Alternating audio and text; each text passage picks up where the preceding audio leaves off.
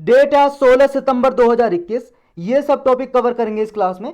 First topic है petrol diesel under GST purview. इस news को डिस्कस करने से पहले जीएसटी के बारे में थोड़ा ब्रीफ से जानते हैं। जीएसटी जैसा आप सब लोग जानते हो, गुड्स एंड सर्विसेज टैक्स। ये एक इनडायरेक्ट टैक्स है, यानी कि डेस्टिनेशन बेस्ड टैक्स है, जहां पे मतलब जो फाइनल गुड्स होता है उस पर जीएसटी लगता है। और ये जीएसटी जब लागू किया गया था तो 1 जुलाई 2017 से लागू किया था, और इंडिया कोई पहला कंट्री नहीं था कि इस तरह का टैक्स लॉन्च किया था कि सारे इनडायरेक्ट टैक्स, ऑलमोस्ट जो सारे लगभग इनडायरेक्ट टैक्स थे हमारे इंडिया में स्टेट के और सेंटर के, वो एक जगह मर्ज कर दिए गए थे। मर्ज करने का मतलब मिला दिए गए थे, तो उसका नाम रख दिया जीएसटी। तो ये इससे पहले देखो और भी बहुत सारी कंट्री इसे अपने कंट्री में मतलब लॉन्च कर चुकी हैं। जैसे सबसे पहले कंट्री जो थी वो याद रखना आपको, फ्रांस। फ्रांस ने लॉन्च किया था ये।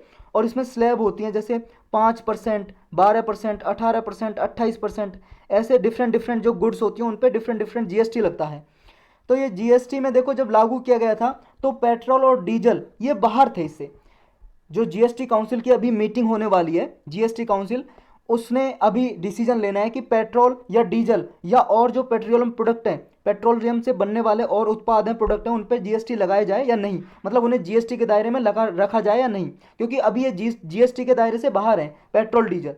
तो जीएसटी जब लागू किया गया था तो जीएसटी लगाने के बजाय देखो इन पे जो एक्साइज और वैट लगता था, एक्साइज ड्यूटी और वैट, वैल्यू एडिड टैक्स जो लगता था, ये इन पे लगता था। जैसे petrol, diesel, air turbine fuel, natural gas, crude oil, अभी भी इन पे लगता है। ये जब ये लागू किया गया था 2017 में तो स्टेट गवर्नमेंट ने अलाउ नहीं किया था कि हम ये पेट्रोल डीजल को भी जीएसटी में डालें। तो ये जीएसटी बाहर रखे गए थे क्योंकि स्टेट गवर्नमेंट को ये था कि उसका जो रेवेन्यू आता है ना, जो कमाई होती है पेट्रोल डीजल पे टैक्स लगा के, वो कम हो जाएगी। क्योंकि स्टेट गवर्नमेंट भी अपना अलग अलग, अपने सभी स्टेट गवर्नमेंट के अलग अलग टैक्स होते हैं। क्योंकि आपने देखा होगा पेट्रोल डीजल हर एक स्टेट में अलग रेट मिलता है, वो इस हिसाब से मिलता है जिस हिसाब से वहाँ की स्टेट गवर्नमेंट टैक्स लगा रही है। दिल्ली में कुछ और रेट होगा, झारखंड में कुछ और रेट होगा, तमिलनाडु में कुछ और रेट होगा।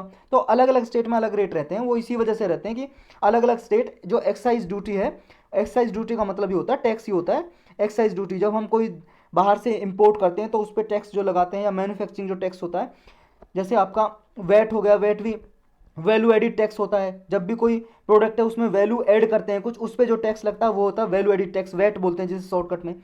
तो ये पेट्रोलियम गुड्स को अभी जीएसटी काउंसिल डिसीजन लेगी कि इसको इंक्लूड किया जाए नहीं, क्योंकि तब ये छूट दी गई थी विद इन 5 ईयर। ये डिसीजन लेगी जीएसटी काउंसिल के 2022 तक, क्योंकि 2017 में लागू किया था और 2022 में 5 साल हो जाएंगे। तो ये डिसीजन जीएसटी काउंसिल को लेना था कि अगले 5 साल में ये पेट्रोल और डीजल को भी जीएसटी के दायरे में लाया जाए या नहीं।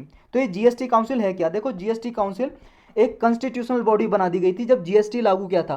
कॉन्स्टिट्यूशन में हमारे अमेंडमेंट किया था, संशोधन, और आर्टिकल 279 ए जोड़ा था हमारे संविधान में। तो उसके थ्रू एक संवैधानिक बॉडी है, यानी कि कॉन्स्टिट्यूशनल बॉडी है, संवैधानिक संस्था। ये रिकमेंडेशन देती है यूनियन और स्टेट गवर्नमेंट को जीएसटी के रिगार्डिंग, गुड्स और सर्विसेज टैक्स के रिगार्डिंग जो भी इंफॉर्मेशन है वो ये लागू करने के लिए बोलती है। जीएसटी काउंसिल में देखो जो चेयरमैन होते हैं वो यूनियन फाइनेंस मिनिस्टर होते हैं। जैसे अभी निर्मला सीतारमन जी, ये फाइनेंस मिनिस्टर है हमारे, तो ये इस जीएसटी काउंसिल के चेयरमैन है अभी। और इसमें बहुत सारे मेंबर भी होते हैं, यूनियन गवर्नमेंट से भी आते हैं और स्टेट गवर्नमेंट से भी इसमें मेंबर आते हैं। जैसे union state minister of revenue और फाइनेंस, और minister in charge of finance taxation, ये सारे मिनिस्टर आते हैं ऑफ ऑल स्टेट्स। स्टेट्स के जो भी टैक्सेशन फाइनेंस के मिनिस्टर इंचार्ज होते हैं वो आते हैं इसमें मेंबर। नेक्स्ट टॉपिक है अपना लिंकेज ऑफ यूपीआई एंड पे नाउ। देखो यूपीआई सब लोग जानते हो आप, यूनिफाइड पेमेंट इंटरफेस, हमारे इंडिया में जो पेमेंट गेटवे, एक तरह से मतलब पेमेंट करने का सिस्टम है, गेटवे नहीं सिस्टम है। यानी कि पेमेंट अलाउ कराता है जब भी, जैसे मान लो एक आदमी को दूसरे आदमी के बैंक अकाउंट में पैसे भेजने हैं तो किसके थ्रू? यूपीआई के थ्रू भेजते हैं। तो जो हमारे इंडिया का यूपीआई है, ये अभी आरबीआई ने ये डिसीजन लेने को कहा है कि आरबीआई और मॉनेटरी अथॉरिटी ऑफ सिंगापुर, इन दोनों ने ये डिसीजन लिया है। सिंगापुर जो कंट्री है, सिंगापुर तो आप जानते हो कहाँ पे, ये देखो भाई साहब अपना हिंदुस्तान, ये इधर आपको मलेशिया दिखाई दे रहा है, मलेशिया के बिल्कुल कोने पे छोटा सा कंट्री है ये सिंगापुर। तो ये सिंगापुर और इंडिया ने, यानी कि इंडिया की तरफ से आरबीआई और सिंगापुर की तरफ से ये MAS, monetary authority of Singapore, इन्होंने डिसीजन लिया है कि इंडिया का जो यूपीआई सिस्टम है और सिंगापुर का जो पे नाउ सिस्टम है उनको मर्ज करने का, यानी कि उन सिस्टम को लिंक करने के लिए अनाउंस किया है। जो पे नाउ सिस्टम है सिंगापुर का इसी तरह से काम करता है जैसे इंडिया में यूपीआई करता है। यानी कि ये भी सिंगापुर में peer to peer fund transfer service है। पीयर टू पीयर का मतलब एक आदमी से दूसरा आदमी के बैंक में अगर पैसे भेजने हैं तो ये पे नाउ सर्विस वहाँ पे यूज होती है सिंगापुर में। तो ये जुलाई 2022 तक इसे लिंक कर दिया जाएगा, ऑपरेशनलाइज हो जाएगा, मतलब कि चालू हो जाएगा ये। जब यूपीआई और पे नाउ जब लिंकेज हो जाएगा, देखो फायदा ये होगा कि क्रॉस बॉर्डर जो फंड ट्रांसफर होता है ना, उसमें आसानी हो जाएगी, लो कॉस्ट लगेगी फंड ट्रांसफर करने में। का जो कॉस्ट आती है, जो चार्जेस कटते हैं वो कम लगेंगे। यानी कि एक आदमी अगर सिंगापुर के आदमी के बैंक अकाउंट में खाता भेजना चाहेगा आसानी से भेज सकेगा, वहाँ का आदमी यहाँ भेजना चाहेगा आसानी से भेज सकेगा। मान लो कोई इंडिया का आदमी सिंगापुर में काम कर रहा है, वो भेजना चाहता है अपने इंडिया में, तो आराम से भेज सकेगा। तो ये फायदे हो जाएंगे। यूनिफाइड पेमेंट इंटरफेस क्या है, देखो ये एक 2016 में लॉन्च किया गया था, अप्रैल 2016 में। किसने? National payment corporation of India ने। ये देखो जो हमारा कंपनीज एक्ट है 2013 का, उसमें रजिस्टर है ये कॉरपोरेशन। ये हमारे इंडिया में जो जितनी भी सारी पेमेंट होती हैं ये फैसिलिटेट कराती है एनपीसीआई। देखो यूपीएससी इसके बारे में कई बार, कम से कम 2 बार तो इसके बारे में क्वेश्चन पूछ चुकी है। तो ये मनी ट्रांसफर करती है 2 बैंक अकाउंट के बीच में। स्मार्टफोन के जरिए भी कर सकते हो आप, मतलब अपना स्मार्टफोन है जो आपके पास होगा, जिसके थ्रू आप वीडियो देखते हो। इसमें क्या है, round the clock instantly payment भेजी जा सकती है, वर्चुअल पेमेंट भेजी जा सकती है, यानी कि इंटरनेट के जरिए, और इंटरनेट ना भी हो तब भी भेजी जा सकती है, यानी कि ऑनलाइन और ऑफलाइन दोनों मोड में। जैसे आप अपने मोबाइल में देखना, अगर आपका जो मोबाइल नंबर है वो आपके बैंक अकाउंट से लिंक है, तो आप दबाना स्टार और 99 और हैश। देखो इसके जरिए आप फंड ट्रांसफर कर सकते हो अपने अकाउंट से किसी दूसरे के अकाउंट में बिना इंटरनेट के यूज किए हुए। तो ऑफलाइन ऑनलाइन दोनों मेथड के जरिए हैसल फ्री, यानी कि बिना किसी परेशानी के आप फंड ट्रांसफर कर सकते हो। और कोई कार्ड डिटेल भी नहीं चाहिए, बैंक डिटेल भी नहीं चाहिए, बस बैंक अकाउंट हो उसका, बस भेज दोगे आप। ये पीयर टू पीयर यानी कि कलेक्ट की जाती है इसमें रिक्वेस्ट, यानी कि एक आदमी से दूसरा आदमी के अकाउंट में भेजा जाता है। पिछले 5 साल का अगर डेटा देखें तो जो क्यूआर कोड होते हैं ना, क्यूआर कोड, ये क्यूआर कोड लगभग 100 मिलियन क्यूआर कोड जनरेट हुए हैं पिछले 5 साल में। यानी कि देखो जब पेमेंट भेजते हैं तो क्यूआर कोड के जरिए भी भेजा जा सकता है। जैसे आप क्या है, जब कभी पेटीएम वगैरह से ट्रांसफर करते हो पैसा तो क्यूआर कोड करते हो ना स्कैन, ऐसे यूपीआई के जरिए क्या है 100 मिलियन से ज़्यादा क्यूआर कोड जनरेट हुए हैं पिछले 5 सालों में। और जो भीम ऐप है, भीम यूपीआई के जरिए 2020-21 में लगभग 22 बिलियन ट्रांजेक्शन हुई है, लगभग 41 लाख करोड़ की ट्रांजेक्शन हुई है इस ऐप के जरिए। नेक्स्ट टॉपिक है अपना forest right act 2006 to be implemented in JK. देखो फॉरेस्ट राइट एक्ट बहुत ही इंपॉर्टेंट एक्ट है। यूपीएससी हर साल क्वेश्चन पूछती है भाई साहब प्रीलिम्स में घुमा फिरा के, हर साल उठा के देख लो आप क्वेश्चन पेपर, पिछले 5 सालों में 3 से 4 बार क्वेश्चन पूछा है, तो लगभग हर साल ही हो गया। तो देखो इसके बारे में, देखो मैंने एक बन्नी ग्रासलैंड का एक लेक्चर लिया था, बन्नी ग्रासलैंड, उसमें भी ये अच्छे से समझाया था। और अलग से फॉरेस्ट राइट एक्ट का अलग से देखो पॉलिटी की प्लेलिस्ट में या ज्योग्राफी की प्लेलिस्ट में आपको मिल जाएगा ये लेक्चर, तो वहाँ भी आप देख सकते हो डिटेल में। हम ब्रीफ में बस जितना इसमें आया न्यूज़ में वही डिस्कस करेंगे। फॉरेस्ट राइट एक्ट 2006 का, देखो जम्मू कश्मीर जब स्टेट था तब इसमें लागू नहीं था, क्योंकि वहाँ की स्टेट की असेंबली परमिशन देती है सेंट्रल गवर्नमेंट के एक्ट को पास करने के लिए वहाँ, तभी वो लागू होता है। लेकिन अब तो वो स्टेट रहा नहीं, अब तो यूनियन टेरिटरी बना दिया, आप सबको पता है 5 अगस्त 2019 को ये हटा दिया था 370 हमारे इंडिया में से। तो अब वहाँ पे ये एक्सटेंड कर दिया, अब जो भी सेंट्रल गवर्नमेंट के लॉ होंगे वहाँ पे बिना उसकी परमिशन लिए हुए लागू कर सकते हैं, जेएनके के एडमिनिस्ट्रेशन की परमिशन लिए हुए। तो ये 2006 का जो एक्ट है जम्मू कश्मीर में भी लागू कर दिया। तो ये क्या होगा, जो वहाँ पे ट्राइबल लोग हैं, ट्राइबल्स लोग, जो अनुसूचित जनजाति जो जंगलों में लोग रहते हैं, या नोमेडिक कम्युनिटीज़ है, नोमेडिक मतलब एक प्लेस से दूसरे प्लेस पे घूमते रहते हैं ना, पशु वगैरह चराते हैं वगैरह, अपने पशुओं के साथ घूमते रहते हैं, उन्हें बोलते हैं नोमेडिक कम्युनिटीज़। तो इनकी सोशियो इकोनॉमिक स्टेटस को इंप्रूव करेगा ये। यहाँ पे जैसे गुज्जर बकरवाल ये ट्राइब हैं, और ये गड्डी स्पीज ये नोमेडिक और ट्राइबल मतलब कम्युनिटीज़, ये जात के नाम है, प्रजाति के नाम है ये गुज्जर बकरवाल और गड्डी सिपीज, इनको फ़ायदा होगा ट्राइबल पीपल को, यानी कि उनकी लाइवलीहुड को सिक्योर करेगा और फॉरेस्ट कंजर्वेशन को भी इंश्योर करेगा। तो ये है क्या, ब्रीफली जानते हैं। फॉरेस्ट राइट एक्ट 2006 देखो ये लागू किया था ताकि जो फॉरेस्ट ड्वेलिंग कम्युनिटीज़ हैं, यानी कि जो जंगलों में लोग रहते हैं उनके फ़ायदे के लिए, यानी कि जंगलों को भी सुरक्षित रखा जा सके और इन कम्युनिटी को जो रहती है उनको भी प्रोटेक्शन प्रोवाइड कर सकें, उनकी लाइवलीहुड सिक्योर कर सकें, इसलिए लाए थे। यानी कि प्राइमरीली जो लोग जंगलों में रिसाइड करते हैं रहते हैं, जो फॉरेस्ट पे डिपेंड है और उनकी लाइवलीहुड भी फॉरेस्ट लैंड पे डिपेंड है, मतलब अपना जीवन यापन भी फॉरेस्ट में से कुछ मान लो माइनर जो प्रोडक्ट हैं वो लेके आते हैं, मान लो जैसे गोंद हो गया, गम, वो लेके आते हैं, या कोई और फल फूल लेके आते हैं वो बेचते हैं मार्केट में, उन पे डिपेंड है इनकी लाइफ। तो ये इनकी कम्युनिटी की लाइवलीहुड और फॉरेस्ट को बचाने के लिए ये एक्ट लाया गया था। इसमें जिसको फ़ायदा मिलता है, यानी कि वो शेड्यूल ट्राइब होना चाहिए, शेड्यूल ट्राइब होना चाहिए, इन शेड्यूल्ड एरियाज़ में शेड्यूल ट्राइब हो, या फिर वो 75 सालों से जंगलों में रह रहा हो, ये उसके पास मतलब उसे बेनिफिट तभी मिलेगा, या तो शेड्यूल ट्राइब हो या 75 साल से रह रहा हो। तो पूरा डिटेल में आप उस लेक्चर में देख सकते हो, इसी में इतना ही पढ़ेंगे हम। नेक्स्ट है consent of AG on contempt proceedings. देखो अटॉर्नी जनरल जो होता है, आप सबको पता है, इसके बारे में हमने अच्छे से पढ़ा हुआ है, अलग से लेक्चर भी ले रखा है, पॉलिटी की प्लेलिस्ट में जाके देख सकते हो, या अपनी लक्ष्मीकांत बुक उठाओ उसमें जाके पढ़ लो।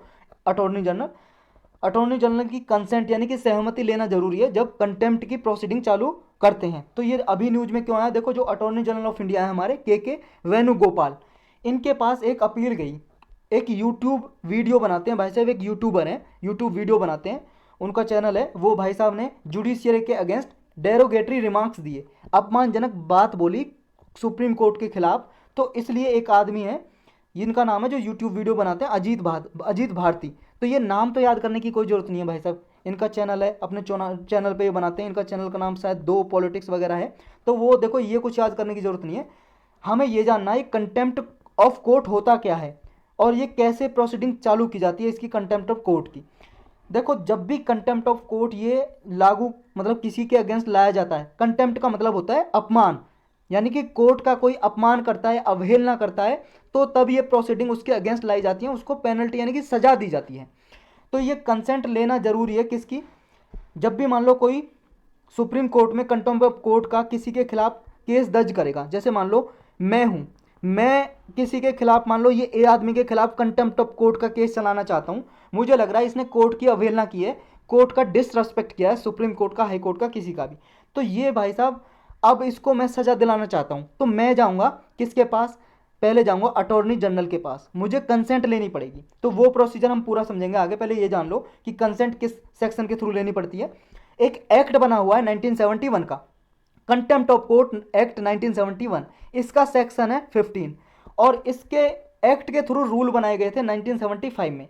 इनका नाम है rules to regulate proceeding for contempt of Supreme Court 1975।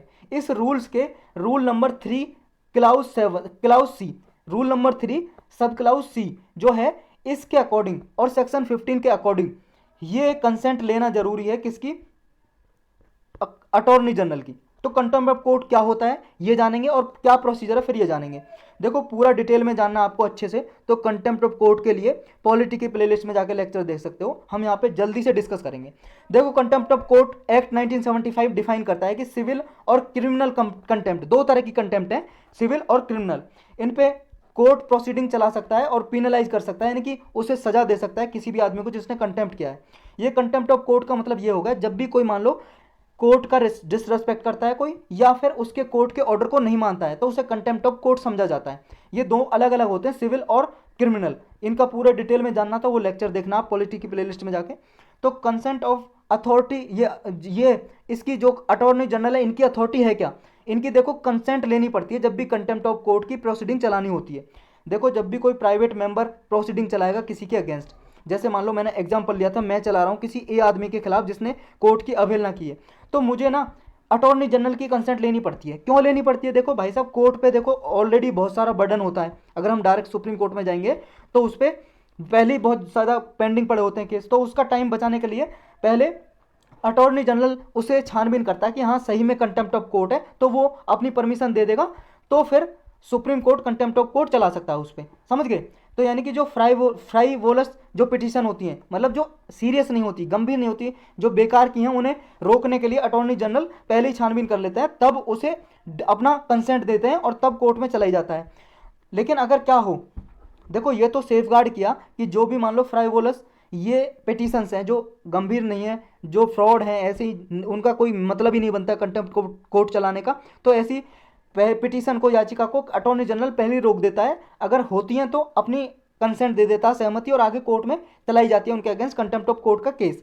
लेकिन अगर अटॉर्नी जनरल अगर ना दे तो फिर क्या है, अगर मान लो अटॉर्नी जनरल ना दे कि अपनी कंसेंट सहमति ना दे, तो फिर क्या करेगा प्राइवेट इंडिविजुअल, देखो फिर ये क्या करेगा, वैसे तो अगर प्राइवेट इंडिविजुअल है उसको इनिशिएट, अगर कंटेम्प्ट ऑफ कोर्ट का किसी पर्सन के अगेंस्ट चलाना तो उसकी कंसेंट लेना मैंडेटरी है, अनिवार्य है, लेनी पड़ेगी, उसके अलावा चला ही नहीं सकता। तो लेकिन कोर्ट कोर्ट चाहे तो खुद इनिशिएट कर सकता है, क्योंकि कोर्ट को थोड़ी ना जरूरत है, कोर्ट अपनी स्यू मोटो पावर यूज कर सकता है। स्यू मोटो का मतलब है ऑन इट्स ओन, अपने आप ना दे अटॉर्नी जनरल, कोर्ट अपने आप ले लेगा। भाई साहब कोर्ट को पता चला न्यूज के जरिए, किसी के जरिए कि इसने अवहेलना की है, तो कोर्ट अपने आप उसके अगेंस्ट चला देगा। लेकिन अगर मान लो डिनाई कर दिया, मतलब इनकार कर दिया, रिफ्यूज कर दिया अटॉर्नी जनरल ने कंसेंट देने के उस प्राइवेट मेंबर को, तब प्राइवेट मेंबर के पास कोई और मतलब कोई और रास्ता बचता है कि वो उस आदमी के खिलाफ कंटेम्प्ट ऑफ कोर्ट का केस चला दे? फिर भी उसके पास बचता है क्या? देखो, अगर अटॉर्नी जनरल ने मना कर दिया तो वो भाई साहब डायरेक्टली एक नोटिस भेज सकता है कोर्ट को। अब कोर्ट को जब नोटिस भेज दिया तो कोर्ट अपनी स्यूमोटो पावर को यूज कर लेगा। देखो, कोर्ट को पता चल गया, कोर्ट को सिर्फ पता चलना था, क्योंकि अटॉर्नी जनरल की कंसेंट तो इसलिए ली जा रही थी ना, कंसेंट कि उसका टाइम बचाया जाए कोर्ट का। लेकिन अटॉर्नी जनरल ने नहीं दी, कोई बात नहीं, वो नोटिस भेज देगा। अब नोटिस वो कोर्ट जब भी देखेगा नोटिस को, वो अपने पावर है उसकी सुप्रीम कोर्ट की, वो स्यू मोटो पावर यूज करके कर सकता है फिर भी, तो इस तरह से कर सकता है। तो ये पावर आर्टिकल 129 में दी गई है हमारे संविधान में। सुप्रीम कोर्ट इनिशिएट कर सकता है किसी के खिलाफ कंटेम्प्ट ऑफ कोर्ट का केस। और जो 1971 का केस है, मतलब कोर्ट एक्ट है बनाया गया था 1971 में, उसमें भी ये पावर दी गई है कोर्ट को कि वो किसी के खिलाफ कंटेम्प्ट ऑफ कोर्ट का केस चला सकता है जिसने कोर्ट की अवहेलना किया, यानी कि डिसरेस्पेक्ट किया है। नेक्स्ट टॉपिक है व्हाट इज क्वाड।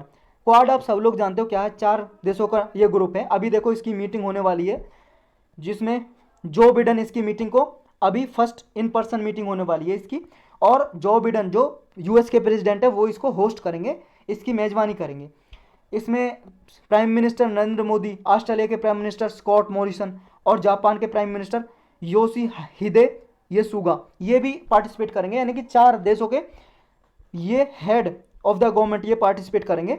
ये मीटिंग जो होगी इसमें मेन फोकस रहेगा कोविड-19 के क्राइसिस से कैसे निपटा जाए, क्लाइमेट चेंज के रिगार्डिंग क्या मेजर्स लिए जाएं, साइबर स्पेस और सिक्योरिटी के लिए इंडो पैसिफिक जोन में क्या कदम उठाए जाएं, तो इन पे डिस्कस होगा। तो क्वाड ग्रुपिंग है क्या, 4 देशों का ग्रुप है, जापान, इंडिया, यूनाइटेड स्टेट और ऑस्ट्रेलिया, इन 4 देशों का। इनके कॉमन ग्राउंड है, देखो डेमोक्रेटिक नेशन है सारे के सारे, और कॉमन इंटरेस्ट क्या है, मैरी टाइम, ट्रेड और सिक्योरिटी। मैरी टाइम जहाँ पे वर्ड आ जाए ओशंस, यानी कि ओशंस की बात हो रही है। यानी कि देखो भाई साहब, जो ये इंडियन ओशन है और पैसिफिक ओशन, इसमें क्या है, इंडो पैसिफिक ओशन में ये सिक्योरिटी चाहते हैं, क्योंकि ऑस्ट्रेलिया इधर है, जापान इधर है, इंडिया इधर है और अमेरिका इधर है। तो ये अमेरिका देखो इधर है, यानी कि इंडो और पैसिफिक जोन में ये चाहते हैं सिक्योरिटी। यानी कि पृथ्वी देखो भाई साहब गोल है, आप सब लोगों को पता है, ये है 2D मैप। जब इस हिस्से को जोड़ देंगे इधर, तो यानी कि इधर देखो यूएस यहाँ पे आ जाएगा कहीं, तो ये Pacific zone, Australia, Japan, India, तो ये वाला जोन है, इसमें ये सिक्योरिटी प्रोवाइड करना चाहते हैं ट्रेड के लिए और मैरीटाइम सिक्योरिटी। देखो इसकी जेनेसिस कहाँ से होता है, यानी कि इसका ओरिजिन कैसे होता है क्वाड का। देखो 2004 में एक मीटिंग, मतलब एक तरह से सुनामी आती है बहुत सारे देशों में आसपास, ये जो इंडियन ओशन है इसमें सुनामी आती है। सुनामी आप सब लोग जानते हो, समुद्र का पानी जब आ जाता है, बाढ़ आ जाती है, कोई कॉन्टिनेंट पे आ जाता है, तो सुनामी आई, तो ये चारों कंट्री ना ये रिलीफ ऑपरेशन के लिए, मतलब देशों की सहायता करने के लिए एक साथ आए 4 कंट्री पहली बार। तो तब इनके दिमाग में आया भाई ऐसा कोई ग्रुप बनाना चाहिए। तो फर्स्ट टाइम फिर ये 2007 में मिले, आसियान का समिट था, आसियान का समिट था, यानी कि मीटिंग थी आसियान की। आसियान क्या, देखो 8 अगस्त 1967 को बना था ये ग्रुप, 10 देशों का 10 देशों का एक ग्रुप है। कौन से 10 देश हैं इसमें, देखो भाई साहब ये हैं, ये वाले हैं आपके, ये वाले देख रहे हो आप, ये हिंदुस्तान है अपना, और ये इधर वाले 10 नेशन है इसमें। कौन कौन से, ये आपका Myanmar, Thailand, Laos, Cambodia, Vietnam, Malaysia, Singapore, Indonesia, Philippines, Brunei, ये 10 देश हैं। ये 10 देशों का ये एक ग्रुप है, ये आपस में ट्रेड बढ़ाते हैं, और 1967 में बना था, और इसका हेडक्वार्टर इंडोनेशिया की जो कैपिटल है जकार्ता, वहाँ पे इसका हेडक्वार्टर है। तो इसकी मीटिंग हुई थी आसियान का समिट, इन देशों को भी इनवाइट किया गया था इस मीटिंग में। तो ये देशों ने जब मिले तो तब इनके दिमाग में आया, तो इन्होंने सोचा कि मैरी टाइम कॉपरेशन के लिए हम चारों नेशन को एक साथ आना चाहिए। तो फिर इसका सिग्निफिकेंस क्या है इस ग्रुप का, देखो सिग्निफिकेंस यानी कि इंपॉर्टेंस ये है, म्यूचुअल इंटरेस्ट जो है चारों कंट्रीज का उसको सर्व कर सकता है, यानी कि इंडो पैसिफिक जोन में मैरीटाइम सिक्योरिटी और ट्रेड को ये इन्हेंस कर सकता है। नेक्स्ट है कि देखो इंडिया, ऑस्ट्रेलिया, जापान और यूएस, ये चारों कंट्री क्या है, एक दूसरे की इंटरेक्शन के लिए एक प्लेटफॉर्म मिल जाता है इनको क्वाड, और चारों ही डेमोक्रेटिक नेशन है और चारों को इंटरेस्ट सेम है, और चारों का जो एक चाइना के अगेंस्ट ये एक इनिशिएटिव चलाना चाहते हैं।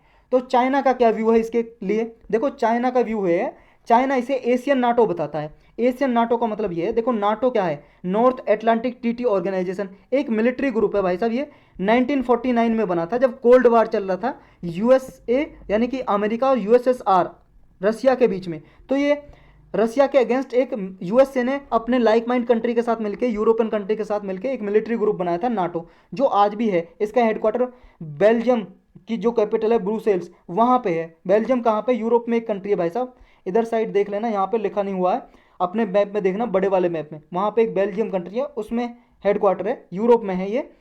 तो ये कहता है कि जैसे नाटो बना था ना यूएसएसआर के अगेंस्ट, ऐसे ही क्वाड बनाया जा रहा है मिलिट्री ऑर्गेनाइजेशन चाइना के अगेंस्ट। चाइना ऐसा आरोप लगाता है, लेकिन ऐसा है नहीं, क्योंकि मिलिट्री ऑर्गेनाइजेशन नहीं है ये, बेस्ट ट्रेड और क्या है, सिक्योरिटी प्रोवाइड करने के लिए इंडिया और पैसिफिक ओशन में, इंडो पैसिफिक मतलब जो भी एरिया है इसमें सिक्योरिटी प्रोवाइड करने के लिए और ट्रेड को इनहेंस करने के लिए ग्रुप है। जो जापानीज पीएम हैं पहले, मतलब अभी के जो पीएम हो उससे पहले जो पीएम थे शिंजो आबे, उनका एक मतलब भाषण हुआ था हमारे इंडियन पार्लियामेंट में, जिसका नाम था, भाषण का नाम कन्फ्लुएंस ऑफ टू सीज। तब भी इन्होंने क्या है, क्वाड कंसेप्ट के बारे में चर्चा की, और तब से ये क्वाड का कंसेप्ट आया फिर निकल के कि क्वाड को बनाया जाए। उसके बाद ये बनाया गया क्वाड का ये ग्रुप। तो इसकी फॉर्मलाइजेशन की नीड क्या है? देखो अभी तक क्या है, क्वाड की ये क्रिटिसिज्म होती है, जितने सारी मीटिंग होती है इसकी मतलब आपस में ग्रुप की, और क्वाड एक मतलब पूरे वर्ल्ड वाइड रिकॉग्नाइज हो चुका है, लेकिन फिर भी इसका कोई फॉर्मल स्ट्रक्चर नहीं है। मतलब इसका जैसे फॉर्मल स्ट्रक्चर का मतलब है जैसे कोई ग्रुप होता है, जैसे आसियान है, आसियान फॉर्मल स्ट्रक्चर है कि उसमें एक हेड क्वार्टर है, इसका मुख्यालय, भाई साहब वहाँ पे इसके हेड क्वार्टर के रहेंगे, चेयरमैन डायरेक्टर जनरल जो भी हैं बैठेंगे। तो इसका कोई ना तो ऐसा हेड क्वार्टर है, कोई फॉर्मल स्ट्रक्चर नहीं है। यानी कि इसकी डिमांड उठती है कि देखो एंटी चाइना ब्लॉक एक बनाई जाए, यानी कि जो चाइना इन चारों कंट्रीज़ के साथ और जो आसपास की इंडो पैसिफिक नेशन है उनके अगेंस्ट जो कदम उठाता है, तो चाइना को काउंटर करने के लिए एक इसको फॉर्मल स्ट्रक्चर दे देना चाहिए। तो चाइना करता क्या है? देखो चाइना के इन चारों कंट्री के साथ अलग अलग तरह से रिलेशन है। सब चारों कंट्रीज़ को और भी सारी कंट्रीज़ को इंडो पैसिफिक जोन में इन्फ्लुएंस करता है, प्रभावित करता है। कैसे? देखो अगर ऑस्ट्रेलिया की बात करें तो ऑस्ट्रेलिया, आप सबको पता है 2020 में क्या है, जब ये कोरोना आया था तो ऑस्ट्रेलिया ने डिमांड रखी थी कि इसकी चाइना की मतलब छानबीन होनी चाहिए कि ये चाइना से ओरिजिनेट हुआ है वायरस या नहीं। तो जब चाइना ने इसके अगेंस्ट एक्शन लेना शुरू कर दिया, ऑस्ट्रेलिया के अगेंस्ट भाई साहब टैरिफ लगाना शुरू कर दिया, डोमेस्टिक पॉलिसी जो चाइना की थी उनको इन्फ्लुएंस किया, प्रभावित कैसे? क्योंकि ऑस्ट्रेलिया और चाइना ट्रेड करते हैं, व्यापार, तो चाइना ने एक्सपोर्ट इंपोर्ट ड्यूटी बढ़ा दी, तो इसलिए टैरिफ है वो बढ़ा दिया, यानी कि ट्रेड करना मुश्किल कर दिया। और इंडिया के साथ तो आप जानते हो बॉर्डर लगता है भाई साहब, होते ही रहता है स्टैंड ऑफ, वहाँ पर मिलिट्री आ जाती है, इसकी घुसाती है टेरिटरी के अंदर, इंडियन टेरिटरी के अंदर। और जापान के देखो जो ये है आपका ये इंडो, ये वाला साउथ चाइना सी है, ये वाला जापान है। यहाँ पे जो एक सेनकाकू एक आइलैंड है, उसके चाइना और जापान इन दोनों की इसके मतलब लेके डिस्प्यूट चलता रहता है, तो ये जापान को इन्फ्लुएंस करता है यहाँ पे। और यूएसए का क्या है रोल? फिर देखो यूएसए का भी रोल यहाँ पे है, ये फिलीपींस वगैरह, वियतनाम वगैरह, ये ताइवान वगैरह कंट्री को ये सपोर्ट करता है। और यहाँ पे देखो यूएस के आइलैंड भी, जैसे ये देखो गोम आइलैंड है यहाँ पे यूएस का, इस पैसिफिक ओशन में ही, यहाँ पे देखो ये मिटा लेता हूँ मैं इसको, ये देखो यहाँ पे गोम आइलैंड है, ये यूएस का एक है, नदन मैरियाना आइलैंड है यहाँ पे, तो ये यूएस की टेरिटरी है। तो यहाँ पे जब ये मदद करता है तो ये अपनी मिलिट्री इक्विपमेंट वगैरह भी प्रोवाइड करता है, चाइना इनके विरुद्ध फिर एक्शन लेता है जो ये नेशन है। तो इस तरह से सारी कंट्री क्वाड की इनको इन्फ्लुएंस करता है चाइना। तो ये नोट करना है, इसके बारे में कंप्लीट हुआ। एक क्वाड प्लस का भी कंसेप्ट है, क्वाड प्लस का मतलब ये है क्वाड के वो चारों ग्रुप के मतलब ग्रुप में जो चारों नेशन है वो तो रहेंगे ही, और कुछ कंट्री और आ जाएंगे क्वाड प्लस में, जैसे साउथ कोरिया, न्यूजीलैंड, वियतनाम, इनको इंक्लूड करने के लिए बोला जा रहा है एक क्वाड प्लस और ग्रुप बनाने के लिए। मतलब 4 कंट्री वो तो रहेंगी, 3 कंट्री और आ जाएंगी। नेक्स्ट टॉपिक है अपना व्हाट इज हाइड्रोजन फ्यूल। देखो हाइड्रोजन फ्यूल के बारे में आप देख सकते हो, स्पेशल लेक्चर बना हुआ है, ये तो पॉलिटी की प्लेलिस्ट में होगा या साइंस एंड टेक के प्लेलिस्ट में होगा, यानी कि या तो इकोनॉमिक की में मिलेगा, पॉलिटी की में नहीं मिलेगा शायद, इकोनॉमिक की में या साइंस एंड टेक की में होगा शायद, तो वहाँ पे जाके देख सकते हो फुल। हम यहाँ पे ब्रीफली डिस्कस करेंगे। अभी देखो मिनिस्ट्री ऑफ रेलवे ने ये डिसीजन लिया है कि जो Indian railway organisation for alternative fuel, देखो इसने प्रोग्राम बनाया था कि हम जो रेल है, रेल को ना हाइड्रोजन फ्यूल से चलाया जाएगा। तो ये जो है अल्टरनेटिव फ्यूल वाली Indian railway organisation for alternative fuel, इसने hydrogen fuel cell based technology पे काम करने के लिए कहा है। और जो डीजल इलेक्ट्रिक मल्टीपल यूनिट हैं अभी, यानी कि जो डीजल से चलने वाली ट्रेन है उनको रिमूव करके यानी कि उन्हें हाइड्रोजन फ्यूल से चलाया जाए, ये प्लान बनाया था। यानी कि जो जितना भी टेंडर वगैरह है सारा नॉर्दर्न रेलवे को दे दिया।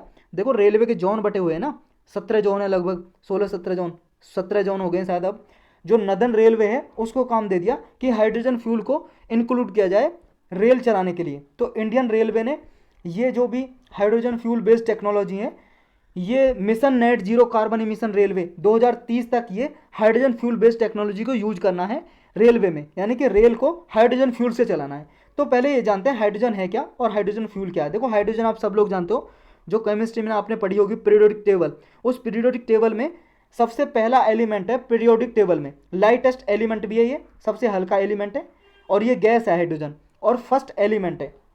देखो फर्स्ट एलिमेंट और लाइटेस्ट सबसे हल्का एलिमेंट है, सबसे हल्की मेटल नहीं है। मेटल देखो, अगर मेटल की बात हो तो लिथियम है सबसे हल्की मेटल, लिथियम। लेकिन सबसे हल्का अगर बात किया जाए तो कौन है एलिमेंट? हाइड्रोजन। तो पीरियोडिक टेबल में फर्स्ट एलिमेंट है, और इसका वेट है जो वो एयर से भी हल्का है, इसलिए ये एटमॉस्फेयर में उड़ती रहती है हवा की तरह। और ये देखो रेयरली फाउंड होती है प्योर फॉर्म में, प्योर फॉर्म में नहीं मिलती। रेयरली का मतलब है बहुत दुर्लभ तरीके से, यानी कि इस बहुत ही कम मिलती है प्योर फॉर्म में, तो मिलती नहीं है, बहुत ही कम मात्रा में मिलती है अगर मिलती भी है तो। यानी कि डाई एटॉमिक फॉर्म में, जो डाई एटॉमिक का मतलब दो एटम होते हैं ना, हाइड्रोजन के दो एटम जुड़े मिलते हैं, H2 लिखते हैं हमेशा हम, तो दो एटम जुड़े मिलते हैं, ये प्योर फॉर्म होती है, और प्योर फॉर्म में बहुत ही कम मिलती है। देखो स्टैंडर्ड टेम्परेचर और प्रेशर पे देखें हम, हाइड्रोजन नॉन टॉक्सिक होती है, मतलब जहरीली गैस नहीं होती, नॉन मेटेलिक होती है, मेटल भी नहीं होती, धातु नहीं होती, ऑर्डरलेस होती है, कोई इसमें सुगंध भी नहीं आती, कोई स्मेल नहीं आती, टेस्टलेस होती है, कोई स्वाद भी नहीं होता इसका, खा के देखोगे तो कोई स्वाद नहीं मिलेगा, कलरलेस होती है, कलरलेस होती है यानी कि इसका कोई कलर नहीं होता। अब आपके दिमाग में आया होगा जब कलर नहीं होता, तो हमने उस हाइड्रोजन फ्यूल के लेक्चर में पढ़ा होगा कि pink hydrogen, grey hydrogen, green hydrogen, blue hydrogen, ये कई तरह का हाइड्रोजन पढ़े हमने। तो इनको कैसे बांटते हैं जब इसका कोई कलर ही नहीं होता? देखो भाई साहब, इसको बांटते हैं हम, जैसे हम एक्सट्रैक्ट करते हैं ना जिस मेथड से, मतलब हम हाइड्रोजन की कैटेगरी को पिंक, ग्रे, ब्लू, ग्रे में इस कैटेगरी को इस तरह से बांटते हैं जिस मेथड से हम हाइड्रोजन को बनाते हैं। जैसे मान लो हम ग्रे हाइड्रोजन को कैसे बांटते हैं, ग्रे हाइड्रोजन नेचुरल गैस से बनाया जाता है, नेचुरल गैस से उस हाइड्रोजन को हम ग्रे हाइड्रोजन बोलते हैं। ऐसे दूसरे मेथड से बनाया जाएगा हाइड्रोजन, उसको अलग अलग नाम दे देते हैं।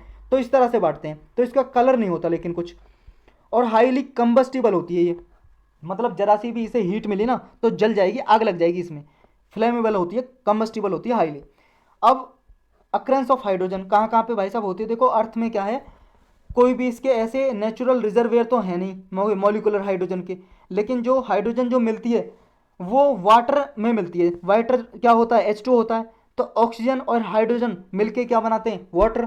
तो वाटर में मोस्ट अबेंडेंट फॉर्म में ये हाइड्रोजन वाटर में मिलती है, और वाटर को हम टेक्नोलॉजी के जरिए हाइड्रोजन और ऑक्सीजन को अलग कर देते हैं और हाइड्रोजन वहाँ से निकाल लेते हैं। इस तरह से हम हाइड्रोजन बनाते हैं। हाइड्रोजन बेस्ड इकोनॉमी की फिर सिग्निफिकेंस क्या है? मगर हमारा मतलब हमारे इकोनॉमी में हाइड्रोजन को इंक्लूड कर लिया जाए तो क्या क्या इंपॉर्टेंस होंगी इसकी? देखो एक तो ये जीरो इमिशन इलेक्ट्रिक व्हीकल जो हैं उनमें फ्यूल की तरह यूज किया जा सकता है, यानी कि जो इससे बायो प्रोडक्ट यानी कि जो इससे निकलता है ना वो सिर्फ पानी निकलता है, यानी कि ये 100% क्लीन एनर्जी है, इससे कोई पॉल्यूशन नहीं होता, पॉल्यूशन नहीं होता। ये इंटरनल कंबंशन इंजन में भी यूज हो सकती है, और जो रॉकेट वगैरह उनमें भी यूज हो सकती है हाइड्रोजन, मतलब फ्यूल की तरह, जैसे आपकी कार गाड़ियाँ उनमें भी यूज हो सकता है हाइड्रोजन।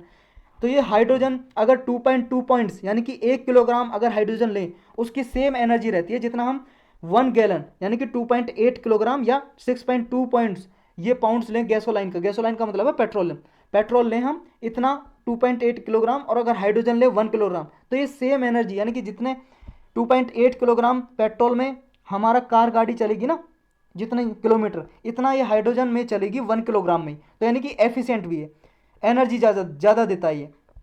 गवर्नमेंट के क्या क्या मिशन है हाइड्रोजन फ्यूल के लिए हमारे इंडिया में? देखो जो हमारे फाइनेंस मिनिस्टर है, हमारा बजट पास हुआ था 2020-21 का, तो उसमें अनाउंस किया था कि नेशनल हाइड्रोजन मिशन लॉन्च किया जाएगा, और इसके बारे में हमने अच्छे से डिस्कस किया हुआ है उस लेक्चर में। हाइड्रोजन फ्यूल का लेक्चर है जो साइंस एंड टेक की प्लेलिस्ट में आपको मिलेगा। नेक्स्ट एक ministry of new and renewable energy है, उसने भी प्लान बनाया कि आने वाले कुछ समय में हम ये नेशनल हाइड्रोजन मिशन को इम्प्लीमेंट करने के लिए इसके लिए रेगुलेशन बनाएंगे और हाइड्रोजन प्रोडक्शन के लिए प्लांट वगैरह खोलेंगे।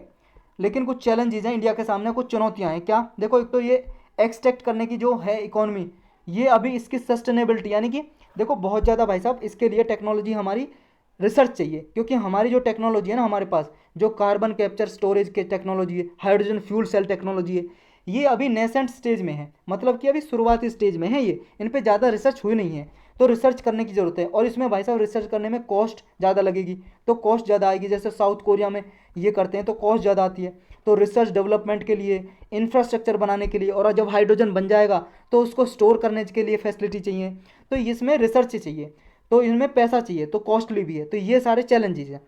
नेक्स्ट है अब ग्रीन हाइड्रोजन क्या है, इसको भी पढ़ लेते हैं। देखो ग्रीन हाइड्रोजन अभी न्यूज़ में इसलिए है क्योंकि जो पावर और न्यू रिन्यूएबल एनर्जी मिनिस्टर हैं आर.के. सिंह, उन्होंने यूएस की कंपनी है उससे पार्टिसिपेट के लिए अपील की है कि ग्रीन हाइड्रोजन हमारे इंडिया में प्रोड्यूस करने के लिए पार्टनरशिप की जाए, आपस में भागीदारी की जाए। लेकिन कुछ चैलेंजेस है इसमें। क्या चैलेंजेस हैं? देखो, अभी हमारी कंट्री में ग्रीन हाइड्रोजन के लिए कोई रास्ता, अभी ऐसा प्लेटफॉर्म तैयार नहीं किया है कि ग्रीन हाइड्रोजन तैयार करने के लिए कैसे किया जाए। क्योंकि देखो, ग्रीन हाइड्रोजन में ज़्यादा खर्चा आता है, क्योंकि ग्रे हाइड्रोजन जो होती है नेचुरल गैस से जो बनाते हैं उसमें कम खर्चा आता है और ग्रीन हाइड्रोजन में ज़्यादा खर्चा आता है। तो ग्रीन हाइड्रोजन है क्या?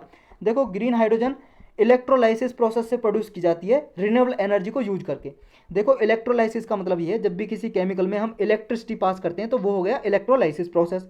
तो जैसे हम पानी से अलग करना है हमें हाइड्रोजन, तो पानी में इलेक्ट्रिसिटी गुजारी जाती है और वो इलेक्ट्रिसिटी जो बिजली है, बिजली भी हम वो यूज करते हैं जो रिन्यूएबल एनर्जी है। जैसे मान लो सोलर एनर्जी है। सोलर एनर्जी क्या है? सोलर एनर्जी जब हम बनाते हैं, सौर ऊर्जा, सूरज से हम बिजली बनाते हैं, उसमें कोई कार्बन इमिशन थोड़ी ना होता है, पॉल्यूशन थोड़ी ना होता है। हमने सूरज की रोशनी ली, ये सोलर पैनल रखे और इससे बिजली बन गई। इसमें क्या है? पॉल्यूशन नहीं हुआ। तो कंप्लीटली ये क्लीन है ग्रीन हाइड्रोजन, इससे कोई भी पॉल्यूशन नहीं होता। इसमें हम जो एनर्जी भी, जो बिजली भी यूज कर रहे हैं ना बनाने के लिए, वो भी हम रिन्यूएबल एनर्जी कर रहे हैं, सौर ऊर्जा से या विंड एनर्जी कर रहे हैं, कुछ भी वो यूज करेंगे हम। तो नो कार्बन फुटप्रिंट। लेकिन जो बाकी के होता है ना, ग्रीन के अलावा ग्रे, ब्लू, पिंक, उनसे थोड़ा बहुत निकलता है भाई साहब कार्बन इमिशन, क्योंकि वो अलग मेथड यूज होता है उन्हें बनाने में। तो ये चीज़ आपको याद रखनी है। जो सिर्फ ग्रीन हाइड्रोजन है, सिर्फ वो है clean, totally clean, completely clean. अब ये सिग्निफिकेंस क्या है ग्रीन हाइड्रोजन के? देखो, एक तो हमारा जो नेशनली डिटरमाइंड कंट्रीब्यूशन है हमारे इंडिया के, INDC, intended nationally determined contribution, जो पेरिस एग्रीमेंट हुआ था ना, ये तो भाई साहब बहुत ज़्यादा इंपॉर्टेंट है। कोई सा ऐसा दिन नहीं जाता जब पेरिस एग्रीमेंट न्यूज में ना रहा हो। तो आप बार बार वो UNFCCC का लेक्चर बना हुआ है इन्वायरमेंट की प्ले लिस्ट में, वो बार बार आप रिवाइज करो। मैं तो कहता हूँ उससे नोट्स बना लो लाइन बाई लाइन, और अपने नोट्स बार बार रिवाइज किया करो। सप्ते में एक बार तो कर लिया करो। अगर महीने में 4 बार भी कर लिया ना तो वो याद हो जाना आपको, फिर जरूरत नहीं पड़ेगी। तो ये पेरिस एग्रीमेंट में जो हमने कमिटमेंट किए थे उसको भी फुलफिल करने के लिए, टारगेट को अचीव करने के लिए ग्रीन हाइड्रोजन हमारा मदद करेगा। क्योंकि भाई साहब ग्रीन हाइड्रोजन क्या है? पॉल्यूशन तो होता नहीं है, और पॉल्यूशन ही कम करना हमें पेरिस एग्रीमेंट के रिगार्डिंग क्या है? ग्रीन हाउस गैस कम करनी है हमें। तो ये ग्रीन हाउस गैस को कम करने में सहायता करेगा। नेक्स्ट क्या है कि देखो, रिन्यूएबल एनर्जी के लिए एक असेंशियल ग्रीन हाइड्रोजन एक अच्छा सोर्स है। और अगर मोबिलिटी के टर्म में देखें, ग्रीन हाइड्रोजन ये लार्ज शिप वगैरह में, जो पानी के जहाज होते हैं, रेलवे में, बसेज में, ट्रक वगैरह में यूज हो सकता है, उनमें फ्यूल की तरह। तो इसके और क्या क्या एप्लीकेशन है, यूज क्या है? देखो, ग्रीन केमिकल जो होते हैं इसके प्रोसेसन के, मतलब इसके जो प्रोसीजर होता है इसको प्रोडक्शन करने के दौरान, उसमें जो और केमिकल वगैरह होते हैं जैसे अमोनिया, मिथेनॉल, इनको भी यूज किया जा सकता है। फर्टिलाइजर, खाद बनाने में, मोबिलिटी, पावर, केमिकल, शिपिंग, इन सब में यूज किया जा सकता है। जो ग्रीन हाइड्रोजन होता है, अगर उसकी 10% ब्लेंडिंग कर दी जाए गैस में, ब्लेंडिंग का मतलब होता है मिक्स, जो आप अपने घरों में LPG वगैरह यूज करते हो, अगर उसमें मान लो कोई और गैस है, मान लो उसमें CNG वगैरह है, जैसे CNG से बसेस चलती हैं, उसमें मिला दी जाए 10% गैस CGD नेटवर्क में, यानी कि CGD का मतलब है सिटी गैस डिस्ट्रीब्यूशन नेटवर्क, उसमें 10% की ब्लेंडिंग कर दी जाए, तो इससे क्या है, बहुत ज़्यादा फायदा हो सकता है और कॉस्ट कम आ सकती है। नेक्स्ट ये है इसके बेनिफिट। और क्या क्या है बेनिफिट? देखो, एक तो ये है, ये क्लीन बर्निंग मॉलिक्यूल है। जब इसको बर्न किया जाता है तो क्लीन होता है, इससे सिर्फ वाटर ही बचता है और कुछ बचता ही नहीं है। नेक्स्ट है कि ये जो स्टील, केमिकल और ट्रांसपोर्टेशन में जो अभी हम फ्यूल यूज करते हैं, पेट्रोल, डीजल, उनसे पॉल्यूशन होता है। अगर उनकी जगह हम ये यूज करें तो भाई साहब क्या होगा?